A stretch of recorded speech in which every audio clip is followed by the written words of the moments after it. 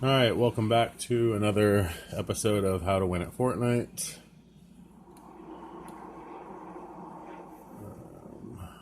Not sure if this was a duo game or a squad game from last week. We're going to go ahead and put it at quad speed to get the game rolling. Hopefully I'll be able to explain a little of how and why we do what we do when we're going for a Victory Royale. Okay, this was a duo game from last week with one of my main teammates, Watson. Right off the bat, I'm going to be grabbing one of the letters for the FORTNITE word challenge. I think it was the I that was right there. So you can see right off the bat, we're just going to hit the chests, gather some material, and it's kind of an obscure spot. You can see we're pretty far from most of the stuff, but we get the circle right away. So we're actually going to try to head towards Slurpy Swamp in just a moment here. I'm actually going to go ahead and speed it up a little because not much action happens right away.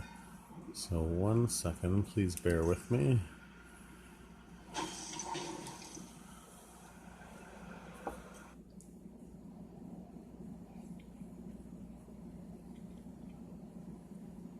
Alright, so we're on the edge of Slurpy Swamp.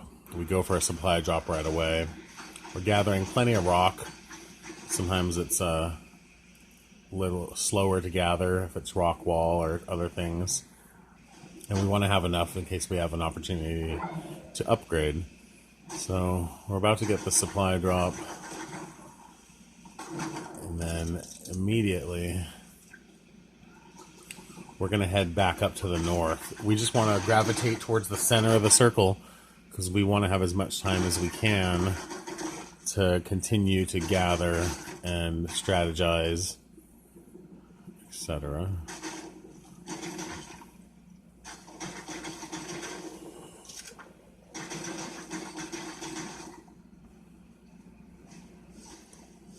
So the game looks a little funny in 4 speed. So we try not to ever get too far apart from each other, even if we're traveling. We want to stay close.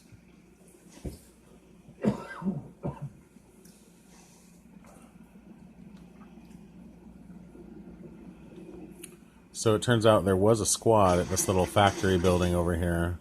And we see the builds right there, so we start looking around.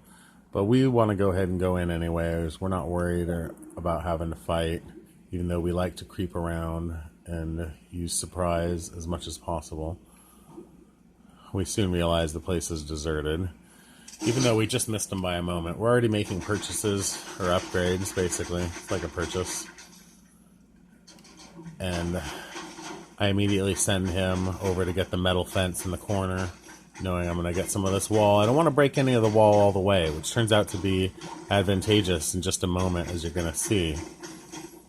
It basically acts like a duck blind, and if somebody's in the distance, we don't reveal that we're here, as long as we don't knock the wall down all the way. Same goes for trees.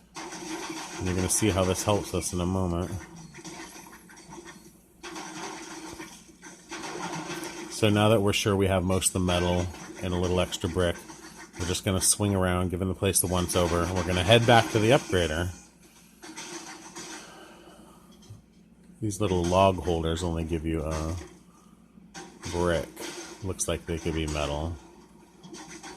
Which is kind of funny. It's a little bit anomalous. Gathered some grenades. Now right as we go to the upgrader, this other squad is going to be... You can see on the mini-map in the corner, they're already heading down towards us. He's being... There they are. He might have already... There's the grenade, so they already spotted us. I accidentally throw up a trap on our own spot, which... You know, it's kind of horrible, and it gets shot down. I immediately try to ramp up because I see that guy had an angle on us. Watson follows me right up. We're both going to edit holes. And one of the enemies is going to try to come right through the roof on us in a moment. He's ready for him. I'm kind of in a blind spot waiting.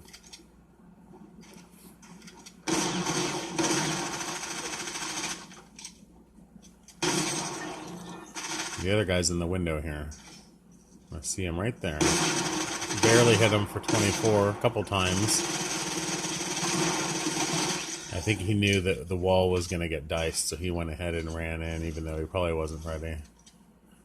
Alright, we're going to go ahead and speed up a little. We're just going to shield up.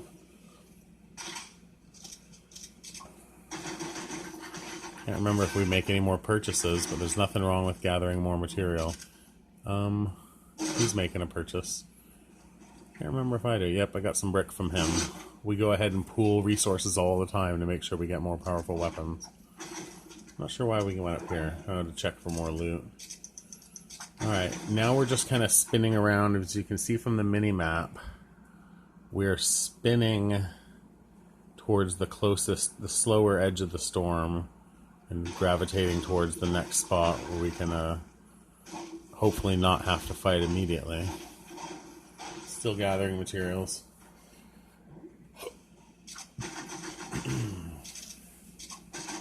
This game ends up having a pretty fun little end to it.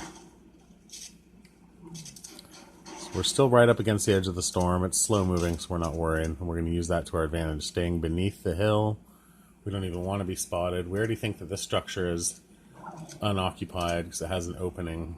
Somebody left. So we don't want to even knock it down from a distance. That would kind of give away our position tactically. Somebody comes up behind us here. And I think it's the last solo in the game. I wasn't sure where he was. He was already right on us. And I think I go ahead and drop a grenade barrage. 3, 4 grenades, 5 grenades, 6 grenades. It'd be nicer to have them for, you know, another squad, but no point in us getting injured if we don't have to. So we just back off this guy a little bit. Teammate is shielding up. I wasn't aware of exactly where he was.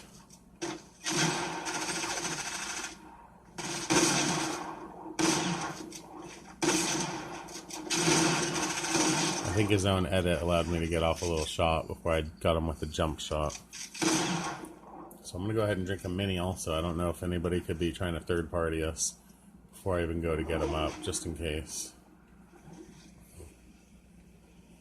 We're immediately discussing the meds that we saw, whether it's shields or heals.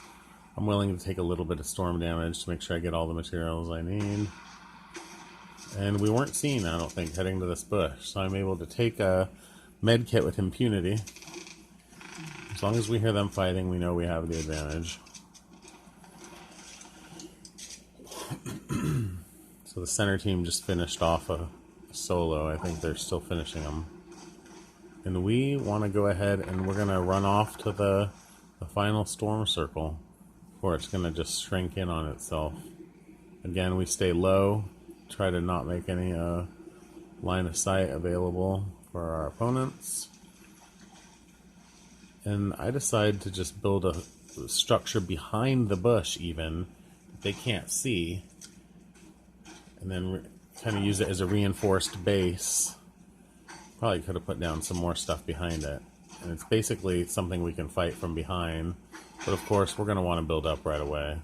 So let's go ahead and do it. And I realize the tree's there. And so it's our advantage to just go ahead and go up. We've almost certainly compromised our position, which isn't really a problem, because we know we're going to fight. We're hoping to get off the first few shots early. I'm going to saw this down. It takes like 2 clips to saw the tree down. Now we can try to get some shots off. And I don't do it very well. I get popped. That could have been game ending right there. This guy just ramped up to us really quick. So I ramped right across to him, then slipped underneath him, and then crouched to go after his teammate, who's unaware that I'm basically beneath him right here. When I thought the other guy had the advantage and he'd pressed me so hard, I decided to just basically relocate. And this guy who I was under, he's now crossed over to our structure, and I'm going to be able to hit him with a couple shots, luckily, right here when he drops. Hit him for 60 of his shield-ish. And he decides to press me, sensing total noobishness.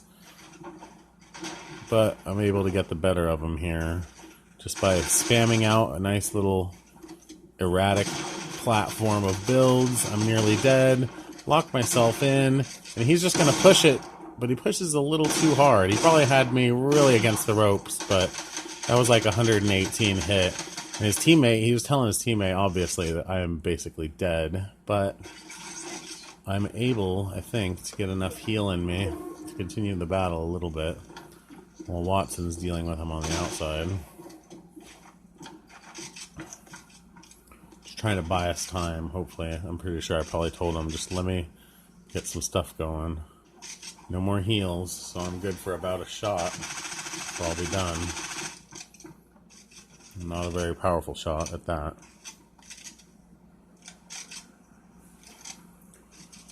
I'm not sure who re-edited that back, that door I had made.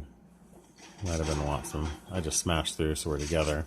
So by staying together, you know, you kind of concentrate your firepower, and very few players are going to be able to get dual simultaneous headshots on both players. So we do split up again, though, anyways. And we're back together. I think I realized the circle's so small, we just need to build. But I can't remember actually how this one ends. No, now I remember. Yeah, I think I decided to just build so that he can't really track me. The traps have to be very annoying. Even a very skilled player doesn't want to hear traps go up when they can't locate exactly where it is. When they know they're going to be in, like, basically a room-to-room kind of editing build battle. So I just spam out the builds to make sure I'm safe. Knowing there's action, I just gotta go right through this wall, and I'll pop up here. First shot was not very solid, it was only 40, so I can see why people prefer the pump. But if you miss, you know, the tack's a little more forgiving. You're gonna be able to get that second shot off really quick like that.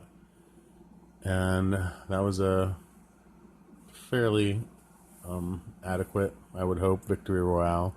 Had some unorthodox tactics, and hope you tune in again for another episode really soon. We'll try to be discussing other ways that you can improve your own game and maybe get your first Victory Royale. Thanks. How to win at Fortnite.